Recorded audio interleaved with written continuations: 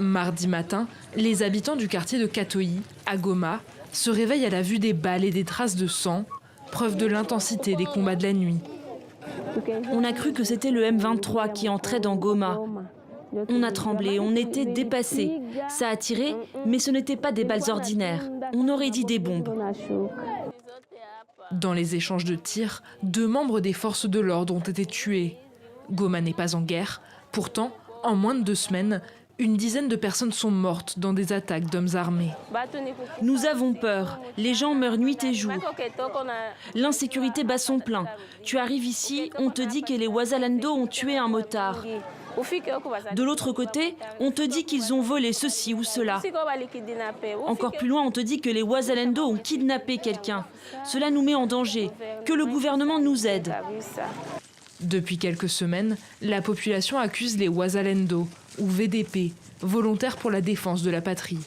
Ces miliciens qui ont récemment rejoint le front combattent les rebelles du M23 qui encerclent Goma aux côtés de l'armée congolaise. Ils seraient des milliers et certains auraient attaqué des civils. Plusieurs témoins rapportent ainsi des exécutions, des agressions sexuelles ou encore des pillages. Les Wazalendo, eux, réfutent ces accusations.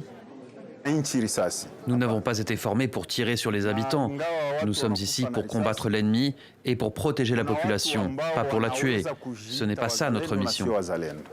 Pour éviter les débordements, la semaine dernière, le gouverneur militaire du Nord Kivu a interdit aux Wazalendo de circuler dans Goma munis d'armes, une décision sans effet pour le moment. À la population, nous continuons à donner des assurances. C'est vrai, parmi les VDP, il y a des brebis galeuses, mais le VDP reste encore un des grands piliers qui soutient les FARDC dans les combats que nous sommes en train de mener sous l'impulsion du commandant suprême, président de la République. Entre miliciens et habitants, la tension ne semble pas prête de retomber. Le 5 mars dernier, dans un camp de Goma, des déplacés excédés ont lynché un milicien accusé d'avoir violé une femme et tué un réfugié. Mercredi, une dizaine de manifestants ont été arrêtés lors d'un rassemblement contre l'insécurité et pour la démission du maire de Goma.